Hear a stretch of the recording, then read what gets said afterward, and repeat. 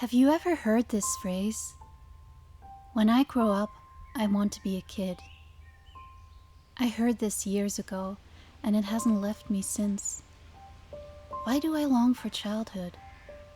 It was a simpler time, of course. But for me, looking back, it was also a time of fearless joy. I want to step into that feeling again. Today I'm wandering through a magical forest and sharing with you a story of boundless joy, a fairy tale of childhood. Of all the Patter boys, Jack was the easiest to sway. He rushed after his older brothers on the stone bridge, even though the night was cold and dark and perhaps a bit dangerous. Tonight the waxing moon drew the boys to the forest, to the place they had known from their very first hesitant steps. Tom made it to the bridge first. He sprinted across the stone structure that connected the gardens of the new house and the old, where their grandmother lived. Finn was a few leaps behind, panting heavily and glancing down at the dirt road that lay beneath. Jack, finally, reached Grandma's garden just in time to see his brothers tumble down the forest.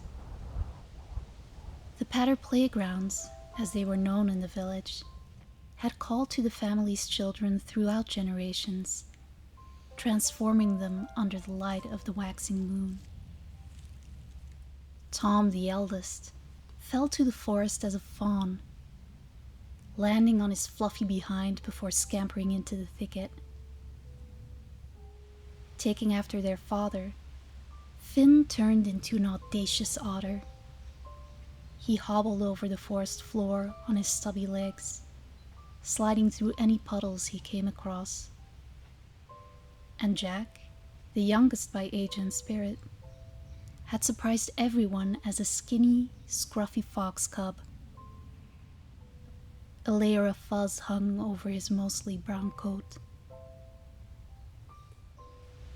Once changed into their natural forms, the three brothers scurried to a clearing at the center of the woods. Here they waited, each in their corner of the clearing. Clouds wandered over the moon. A gentle breeze pulled on the leaves of nearby trees. Finn was upright, balanced on his pointy tail, his little paws folded against his chest. In nervous silence, the boys stood waiting and waiting, looking for the sign of who would be it. When minutes had passed, the clouds moved on, and faint blue light once again filtered through the overhanging treetops. Otter Finn was illuminated first, chosen unmistakably by the playgrounds as the first it. And so the game began. Jack and Tom dashed in opposite directions. With his long, nimble legs, Tom breezily hopped over some bushes and disappeared into the shadows. Meanwhile, Jack took a less efficient path beneath the raised roots of an aging beech tree. His tiny, fuzzy body wound its way through the maze of roots, leaves, and branches, sometimes circling the same spot twice or more. In his wake, he left occasional plucks of soft chestnut fuzz. They formed a helpful trail for anyone in pursuit. Because, of course, Finn had chosen to chase the fledgling little fox. The youngest of the three siblings was the easiest target after all. Free from the thicket at last, Jack and Finn ran through a sparser area of woods, where all three boys had built a camp the week before. Jack dove through a hole in the stick shelter and soared out the other end. He was close, he could feel it. Somewhere around here lay a large, flat, and smooth stone, where he would be safe. His otter brother was a few wobbly steps behind. Around a tree stump, and in the nick of time, The young fox hopped onto the stony spot that paused the game. Or it would pause the game if his brother did in fact play fair. Finn stopped in front of the rock and, for just a moment, pondered his predicament. Then he tapped his baby brother on the chest, turned around, and sped off. "Tiggy!" the otter squeaked as he sprinted away. His damp coat glistened in the moonlight.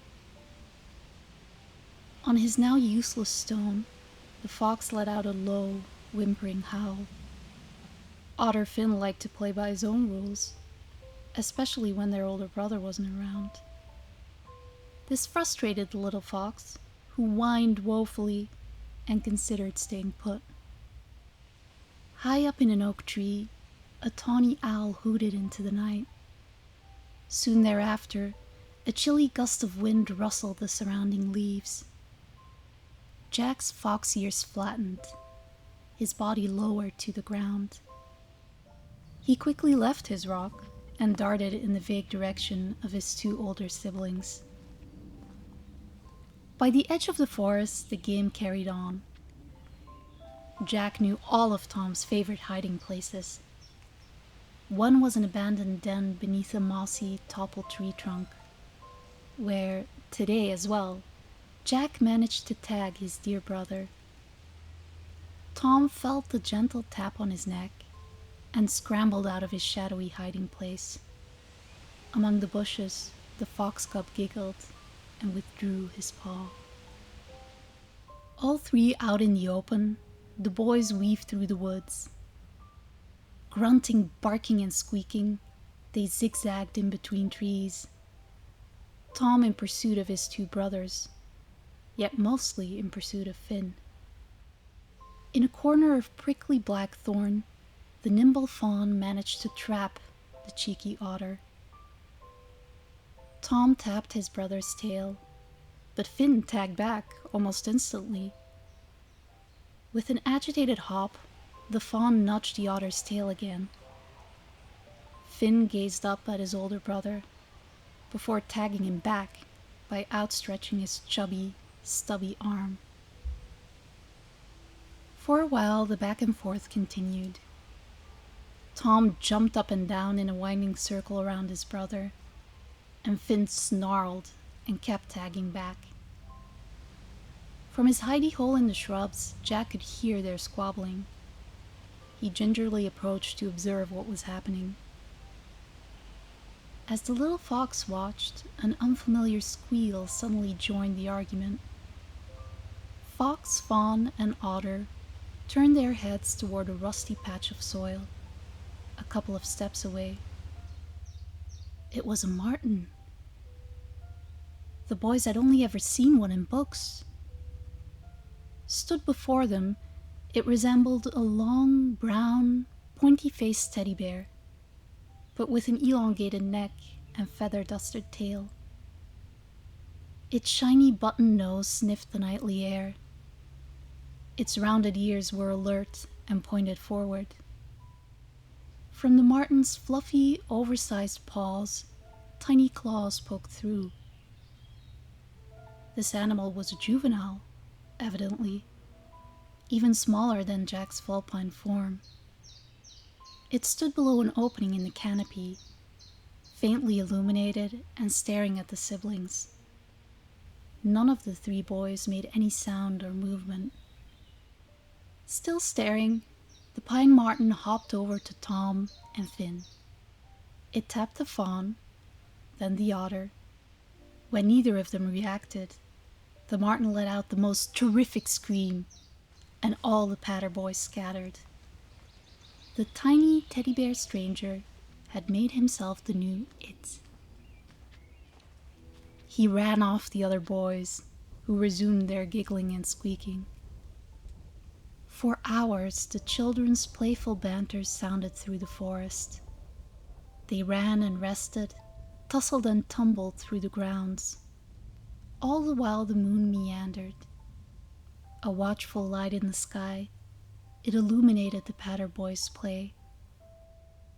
Finally midnight drew near. and their father came wandering toward the woods. Tom and Finn met him halfway down the stone bridge. Back to their human forms, they flung their arms around their father's waist. Jack wasn't there. The brothers had lost sight of him by the end of the game. So Mr. Patter and his eldest two boys ventured back into the playgrounds. In a faraway corner, beyond any walking trails, they found the little fox, all by himself. He was sleeping next to a mossy log, curled up in a pile of leaves. The tip of his tail lay on his nose and fluttered with every breath he took. Sliding his hands underneath, Dad carefully lifted the snoozing fox. He carried his son out of the forest, through Grandmother's garden, and across the stone bridge. As they approached the house, the little creature transformed from a scruffy little fox into a scruffy little boy. Dad ran his hand through the boy's hair and moved Jack onto his shoulder. It was now long past midnight.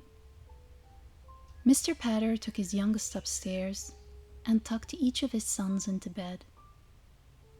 The last light in the house switched off, and the Patter family gently drifted off to sleep.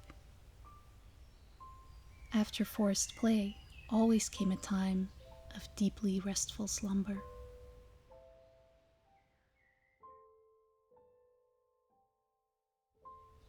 Thank you for being here today. My hope is that you felt the calm and wonder of this magical place. I wish you a beautiful, restful day.